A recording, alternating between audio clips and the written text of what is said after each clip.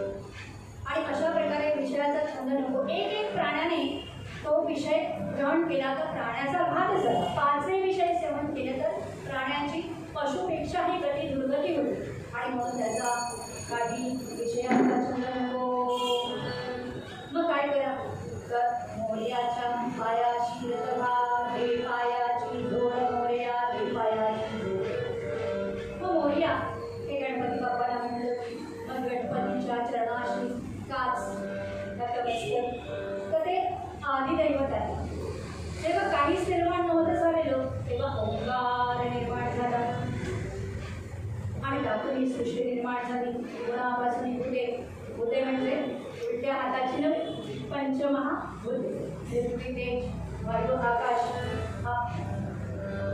तेव्हा फुलं वगैरे काही नव्हतं. मग देवाची पूजा कशाने करायची? आकाशाने? हातात येईल का? नाही. विजेने हात लावला तर पुण्यतिथी पंढरीनाथ भगवान की. मग वायू तोही हातात येत नाही. मग राहिला शेवटी पाणी. पाण्याने देवाची पूजा व्हायची. पाणीच का? दूध का नाही, दही का नाही, मध का नाही, कारण पूर्णतया समर्पण होत नाही. आणि पाणी असणारे पूर्ण समर्पण होतं, म्हणून पाण्याने देवाची पूजा समर्पण. तर अशा प्रकारे देवाची पूजा केली. हा मोरया म्हणजे गणपती बाप्पा हा शिवपार्वतीचा पुत्र आहे, पण त्यांच्याही विवाहात यांचं पूजन केलं होतं. तो संहाने राहतो. त्याचं जे मुख आहे ते कोणाचं आहे? गजाचं आहे. गणपती, गण म्हणजे समूह आणि पती म्हणजे अधिनायक. समूहाने राहणारा. तसा हत्ती हा प्राणी समूहाने राहतो, कल्पाने राहतो. असं असलं तर त्याचं नेतृत्व मादी हत्ती करतो, नर नाही. त्यानंतर त्यांच्यातला हत्ती एखादा मेला तर 1 वर्षांनी सगळे हत्ती एकत्र जमतात आणि श्राद्ध घालतात. ही समज माणसानं आहे का? कुंडाळूनच ठेवतात शास्त्र सगळी. आता 3 दिवस झाले, 4थ्या दिवशी जायचं तीर्थक्षेत्राच्या ठिकाणी ओरबून यायचं आणि 5व्या दिवशी कार्यालयात. हे शास्त्र नाही. शास्त्राने काहीतरी विधी सांगितले, 16 संस्कार जन्मापासून मृत्यूपर्यंत. पण अशा प्रकारे हा हत्ती कल्पाने राहतो, सगळ्यांना घेऊन एकत्र पुढे जातो. शिवाय सूक्ष्म डोळे आहेत. हत्ती मला मोठा आहे, डोळे केवढे एवढे, कान केवढे शुल्पातून, म्हणजे सगळंच ऐकायचं पण पोटात साठवून ठेवायचं. उदर कसं आहे? लंबोदर. त्यांना लाल फुल आवडतं, जास्वंदीचं. का सांगाल का? बघा ना, सकाळी जे मॉर्निंग वॉकला जातात तेव्हा मॉर्निंग वॉक कमी आणि लोकांच्या झाडांची फुलं घेऊन येते नाही का? मग ते जे झाड लावणारे म्हणतात आम्ही लावतो पण आम्हाला फुलं मिळत नाही, म्हणून आदल्या रात्री कळी काढून ठेवतात. बरोबर ना? बरोबर की? त्याला सवय असते. पण मला सांगा, ते तुटलं जातं की नाही झाडापासून, पण ते उमलायचं थांबलं का? नाही थांबलं. हा गुण जास्वंदाचा कोणी घेतलाय? गणपतीने घेतला. आणि म्हणून त्याला म्हणजे त्या जास्वंदाच्या फुलातला गुण बघून ते आवडले. आपण म्हणतो देवाला हे आवडतं ते आवडतं, खरं ही देवाची आवड नाही. त्या आपल्याला देव आवडतो, देवाला धर्म आवडतो, धर्म आपल्याला परवडत नाही. आणि धर्म म्हणजे काय? आचार प्रभव धर्म, की जे आचरण आपण करतो ते म्हणजे धर्म. विहित कर्म, नेमून दिलेली काम, ते देवाला आवडतं. पण आपण देवाची आवड म्हणते. गणपतीला दुर्वा, विठोबाला तुळशी, शंकराला वेल, जो जे वांसिल तो ते लावो देव जात. ही देवाची खरी आवड नाही. देवपायाची जोड मोरया, देवपायाची जोड. नाना दुःखे रोगणी सारी, विषय वासना जोड मोरया, देवपायाची जोड. ज्याने चरणाची सेवा केली त्याला आपल्यासारखं रूप प्राप्त करून दिली. मी उत्तरंग सांगणार, पूर्वरंग सांगणार, कारण जीवनात आणि कीर्तनात काय महत्वाचं आहे? पूर्वरंग महत्वाचं. थोडंसं फक्त उल्लेख करून जाणार नाही. तर अशा प्रकारे या जसं आपण वाल्याकुळ्यांचं ऐकलंय की तसं मुद्गल पुराणात कथा आहे. कुठल्या पुराणात? उमातेंडुलकर सांगणार, तसं काही सांगणार नाही, अभ्यास लोक आहे तेच सांगणार. त्याच्यात जसं वाल्याकोळी तसं नाम्याकोळी, आणि तो लुटमार करायचा. तिथे मुद्गल ऋषी आले आणि त्यांच्या समोर उडी मारली आणि ते घोसावड्या जे काय आहे त्याने बघितलं आता आपलं काही खरं नाही, एवढा मोठा परशु, म्हणून ते पळायला लागले. मग हा पकडायला धावायचा तेवढं पुढे. आणि त्या दिवशी काय होतं? संकष्टी चतुर्थी आज. आणि त्यामुळे असे ते पळतात आणि पुन्हा तिथे गेलं की वाटतं हे आत्ता हाताला मिळतील तर आणखी पुढे. असं त्यांना पकडता पकडता ते काही हाताला आले नाही, पण हे घरघरत पडले. ते एकदा डबक्यातच गेले. आता हे साधं सुद्धा डबकं नव्हतं. गणेशपूर आशा तीर्थ तिथे ब्रह्मदेवाने स्वतः तपस्या केलेली होती, त्या कुंडात जाऊन पडले. आता एवढं वरून पडल्यानंतर घसरले होते, जखमा झाल्या होत्या, उपवास घडला होता आणि त्या कुंडात पडल्यामुळे एकच घोट पाणी प्यायलं तर अमृत वाटलं, म्हणून पाणी गटागटा प्यायले. आणि त्या पाण्यात ती कमालीची अनुभूती आली. ती पाण्यातून बाहेर आले तर एकही जखम नाही. आणि शिवाय मुद्गल ऋषींचं दर्शन संतचरण रज लागता सहज अरुणमावळींनी सांगितलं की संतांचं काय महत्व आहे. तर अशा प्रकारे त्या सगळ्या जखमा गेल्या आणि संतांच्या दर्शनामुळे काय झाली, वृत्ती पालटायला लागली. आणि असे झाले, कोण बरे असावे, नमस्कार केला, कोण आहात आपण, अरे तुम्हाला मागत होतास ना, हे काय ते म्हणून मागणारच आहे, पण जे आता मी पाहिलं ते अघटितच आहे, मी असं काय करू म्हणजे मला यातून या नरकातून मुक्ती मिळेल. ते म्हणाले, ओम गणपते नमः, हा नाम जप कर. म्हणे माझं पाप केलं असं कधी कळणार. ऋषीने आपल्या हातातला दंड रोवला. आता दंड माहिती ना, तो शुष्क होता, तो रोवला आणि सांगितलं की या दंडाला जेव्हा पालवी फुटेल तेव्हा तुमचं पाप नाहीसं होईल. मला सांगा, आपण रोग उदासीत लावतो, पाणी घालतो, जगतं का, पण इथे शुष्क दंड तो रोवला आणि काय सांगितले की याला पालवी फुटेल. पण संत वचनावर विश्वास आपल्याला डोंगरेंनी सांगितले, ज्याने विठ्ठल मात्रा घ्यावी त्याने 10 पत्ते सांभाळावे.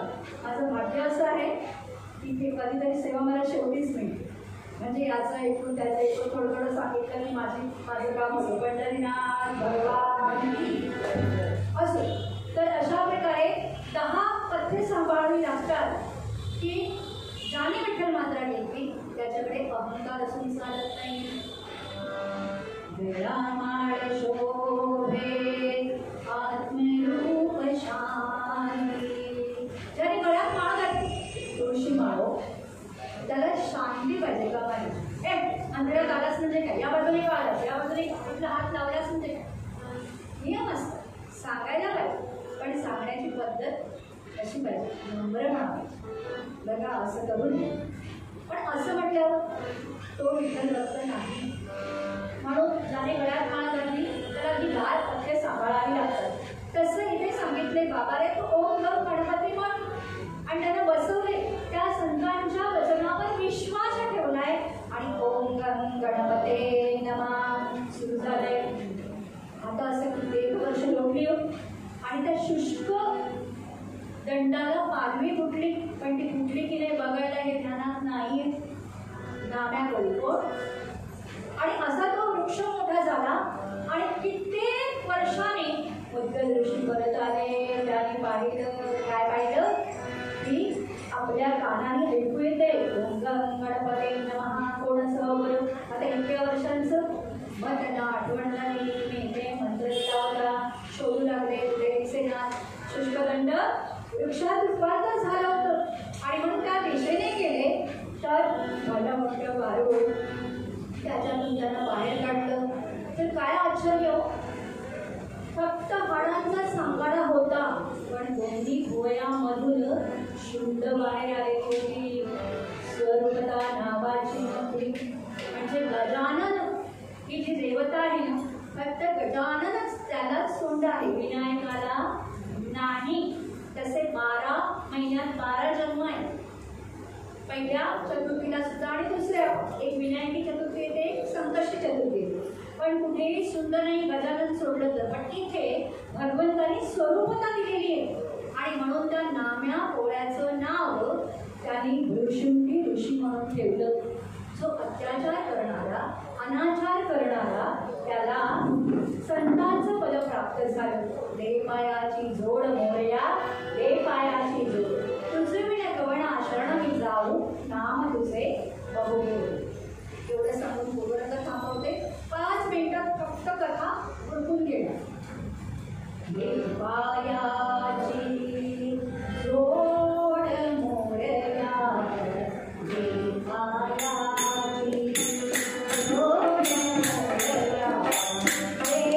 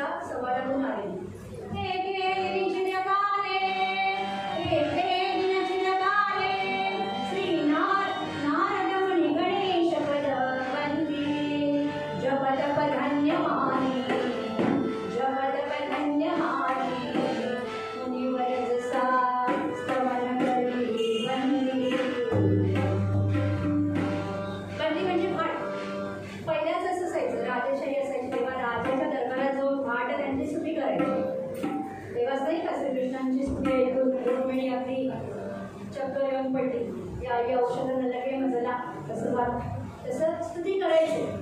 तसं भगवान गणपती स्वानंद लोकात विराजमान होते. परवाच नारद जयंती झाली. स्वर्गातून नारद आले.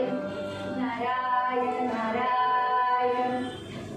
आणि त्यांना पाहून कुठून असतात ते त्यांना उंच आसनावर बसवून आणि म्हणे नारद मुनी आपल्या येण्याचं प्रयोजन काय?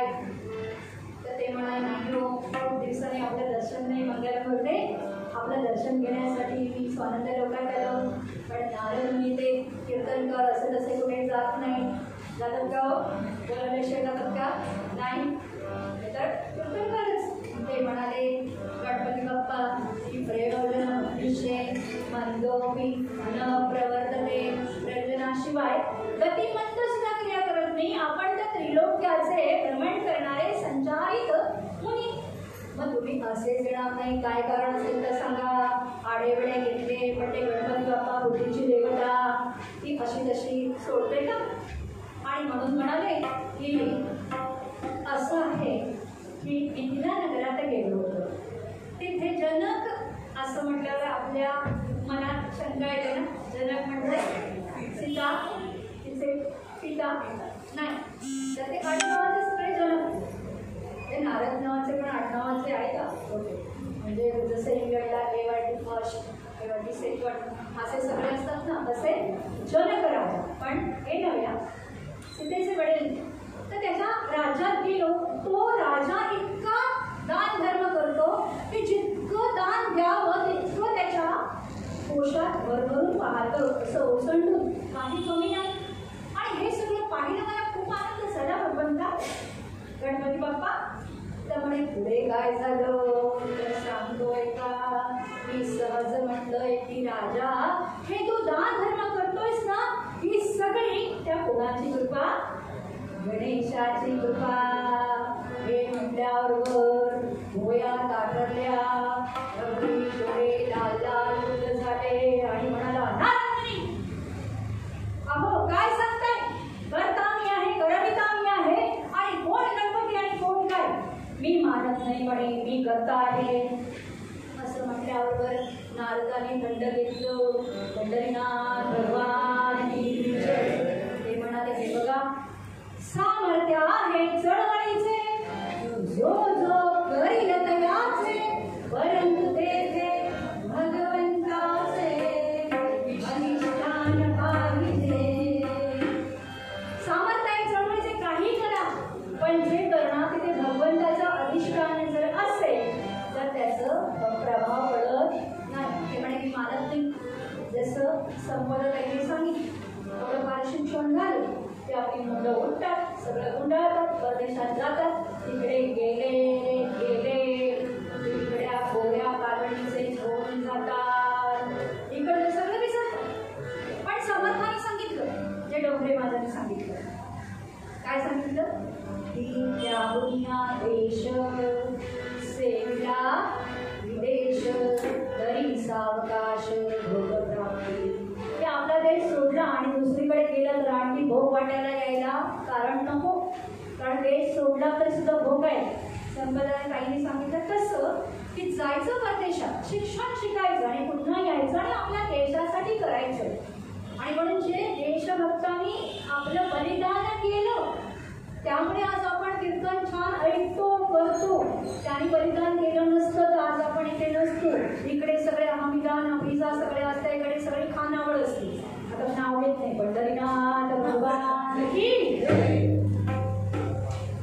तर आता तर बोलूच नका. जो तो उत्तर प्रदेशात जातो, आई वडिलांची काळजी घेत नाही, ज्याने जन्म दिला त्याच्यामुळे जग बघितलं त्यांची काळजीच नाही. 11,1100 वृद्धाश्रम आहे, 140 कोटी जनता, त्याच्या 11,1100 वृद्धाश्रम. जास्ती संख्या पुण्यात आहे. हे जे आहेत ना त्यांचा वृद्धाश्रम पुढे पाहिलाय का? आहे का? त्यांच्यात कोण बुजुर्ग नाही का?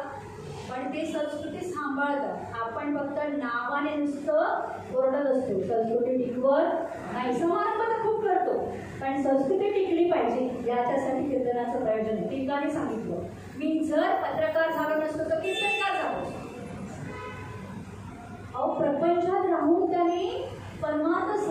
त्यांची पत्नी सागरी, ज्यांचं कोकणात जन्म झाला, भाड्याच्या घरात पुढे राहत होते पुण्याला. दोघांनाही मधुमेह कमी नाही मोठा, पण त्या बाई रोज दान धर्म करायच्या. एकदा दान देताना अंगठी सोन्याची पडली, तो माणूस द्यायला आला, बाई तुमची अंगठी पडली, पण दान दिले ना परत देणार नाही तुला. असं असतं का? आपण केलं असतं का असं? म्हणजे किती पराकोटीचं समर्पण आहे बघा. पतीच्या खांद्याला खांदा लावून ती बिचारी होळी भारी होती कशी, की पतीला काही त्रास होऊ नये इंग्रजांपासून म्हणून रोजच उपास करायची. कधीतरी गमतीने टिळक म्हणायचे की बाई एकदा तरी जेव, माझं काही इंग्रज बिघडवणार नाही, तुझी इतकी श्रद्धा आहे ना, मला काही करणार नाही. पण असं व्रतवैकल्य करत होते आणि पतींच्या खांद्याला खांदा लावून जरी चौकटीच्या बाहेर नाही गेलं तरी आज स्त्रियांना स्वातंत्र्य आहे, पण धर्म बुडवलाय. हातात बांगड्या नाही, डोक्याला टिकली नाही, गुडघे फाटलेले, पेंढी उघडी, सगळं हे चित्र बरं दिसतं का? का अंगावर कपडे घातले म्हणून मान कुठे कमी होतो का? प्रतिभा पाटील एवढ्या हाताचे ब्लाऊज, वरती डोक्यावर पदर, राष्ट्रपती होत्या ना, का मान कुठे कमी झाला का? मग आपण गळीद्र विकत का घेतो? संस्कृती टिकली पाहिजे, समारंभ कमी करा. आणि म्हणून आपले आई वडील देव झाले पाहिजे. हे वशिष्ठात, योग वशिष्ठात रामानं वशिष्ठाने सांगितलं, आई वडील देव असले पाहिजे. नंतर हे जे उभे राहिलेत ना 28 इकडे, ते पुंडलिकाच्या सेवेने उभे राहिले, नुसते नाही 28 युग उभे राहिले. तर का तर पुंडलिकाने आई वडिलांना देव मानतो.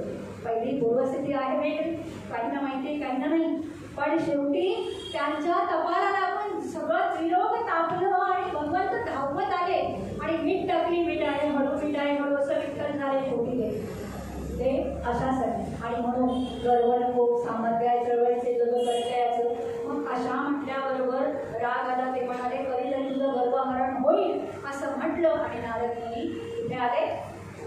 गणपती बाप्पांकडे. आणि ते म्हणाले की आता गणपती बाप्पा तो राजा चांगलाय, पण अहंकाराची गाठ आहे ना ती सोडवा म्हणजे चांगलं होईल.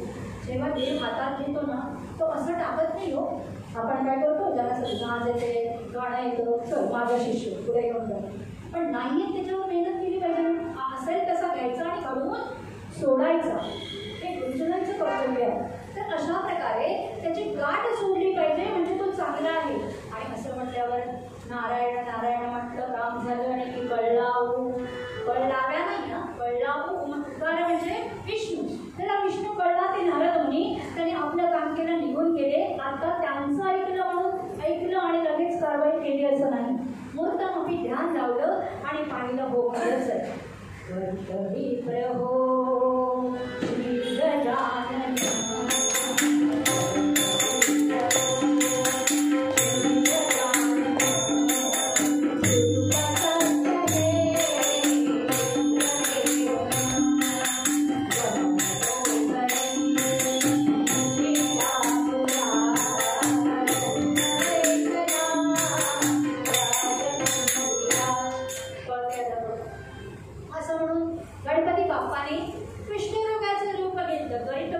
श्री गजानन विप्राचं पण कुष्ठरोग्याचं अमंगळ देह आणि ठिकठिकाणी जखमा झालेल्या रक्त वाहतो, माशा गुंगावतात असं अकरा देव घेऊन काठी टेकत टेकत विधीला पुढात येऊन पोचले. आणि छोटी छोटी मुलं ह्या बाळासारखी बसली होती, पाहत होती, ती दगड मारायला लागली. आणि जिथे दगड मारावं तिथून रक्त बाहेर यावं, खूप बाहेर यावं, दुर्गंधी सुटावी, कुठे पडावं, पुन्हा उठावं, तसंच चालावं, असं बाहेरपर्यंत आले. त्याने पाहिलं, ध्यान घे आणि म्हणाले कोण तुम्ही? म्हणे राजाला भेटायचंय. राजाने सांगितलं तर याच्या गालात विनमुख जाता कामा नाही. आणि म्हणून नाकाला कपडा लावला आणि एवढं व्याज जाऊ दे म्हणून थेट राजाकडे नेलं. राजाने पाहिलं, उठून नमस्कार केला, काय पाहिजे आपल्याला? तर म्हणे राजा वचन दे. तर म्हणे हा कुष्ठरोगी मागून मागून काय मागणार, उपचार करायला सांगणार. राजाने वचन दिलं. तसं तो म्हणाला की राजा मी कित्येक दिवसांचा उपवासी आहे, तेव्हा मला एक वेळ पुढे एवढं भोजन दे. वचन दिलं होतं की नाही? तो राजा हसला, 5 गाव माग, हिरे मांडकी माग, हे काय एवढंसं एक वेळचं भोजन? अरे बाबा तेच ते, मी तृप्तीचा ढेकर दिला ना की पावलं भरून. तसं त्याला पाकखान्यात द्यायला सांगितलं. ऐकुनिया जनगचना पाकस सदनाने त्यादरे, आदराने गेलं आणि तिथे पहिलं स्नान घातलं.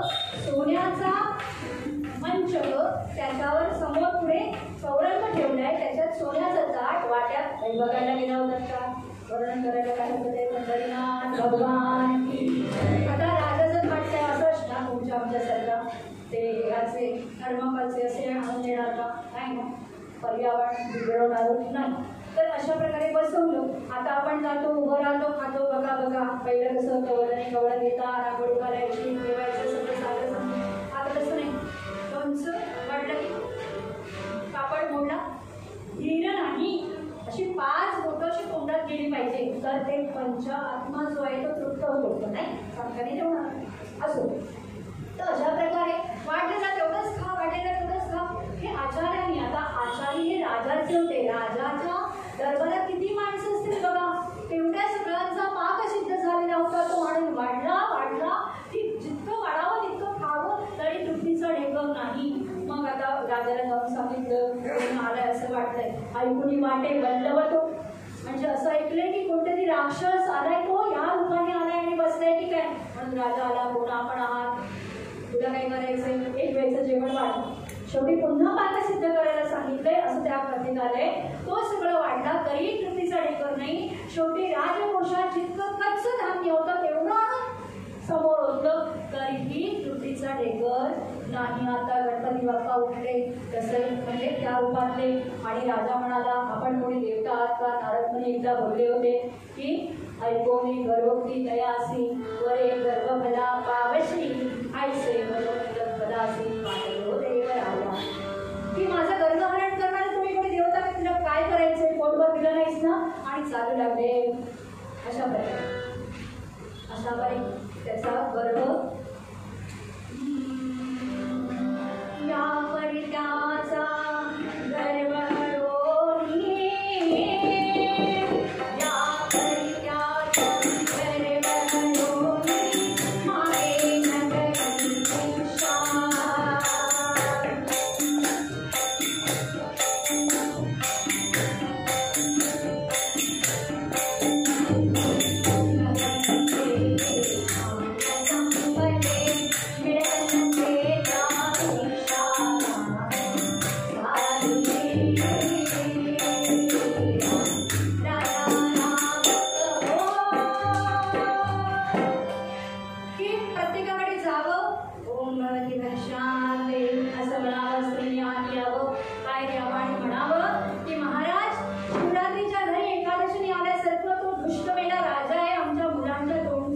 शिजवलेला आणि कचरे घेऊन गेला. तुम्हाला काय द्यायचं?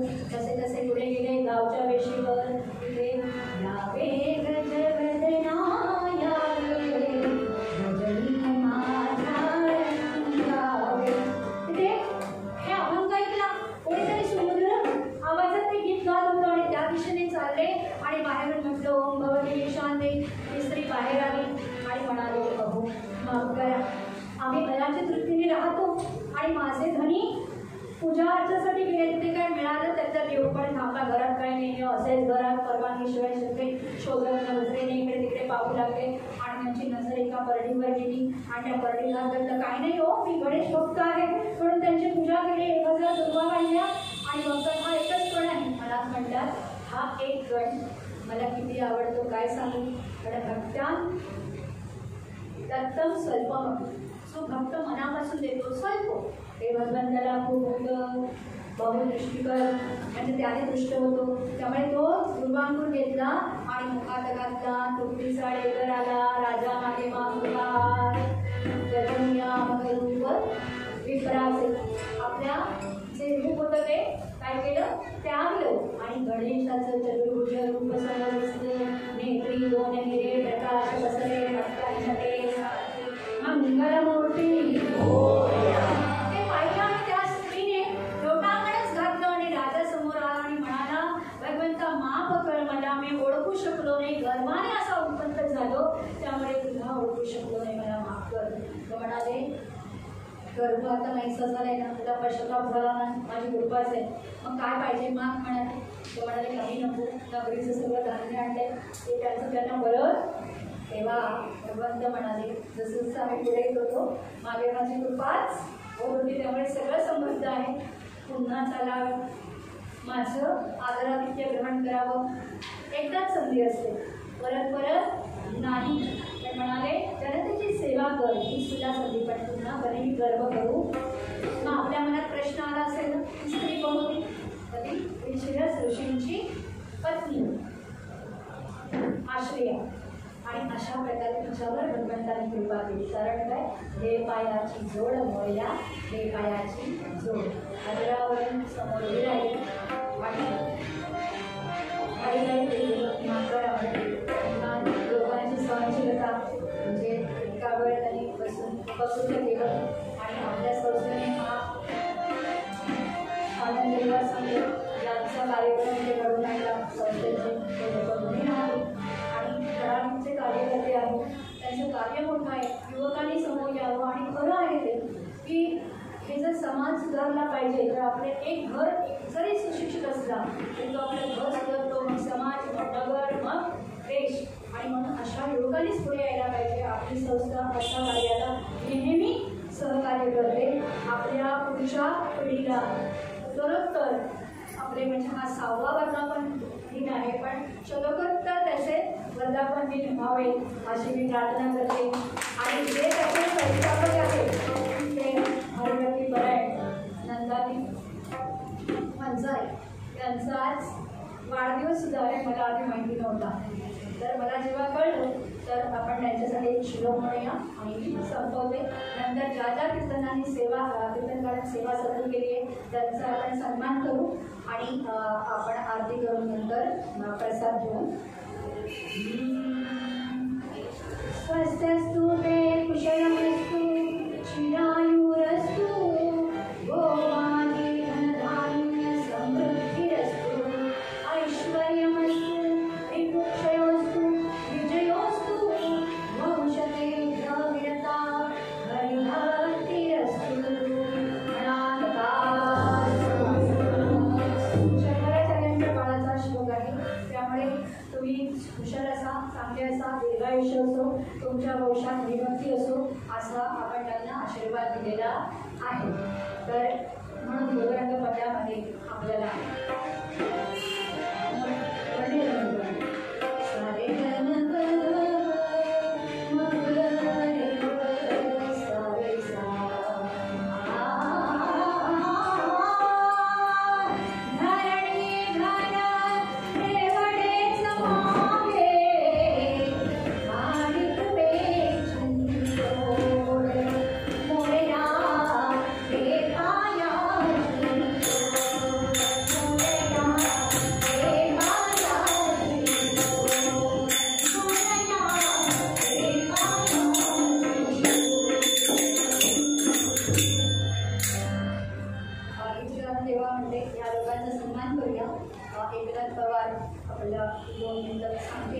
आणि मग आरती म्हणूया. प्रसाद घेतल्याशिवाय कोणी जायचं नाही. धन्यवाद. हरिओम प्रसाद.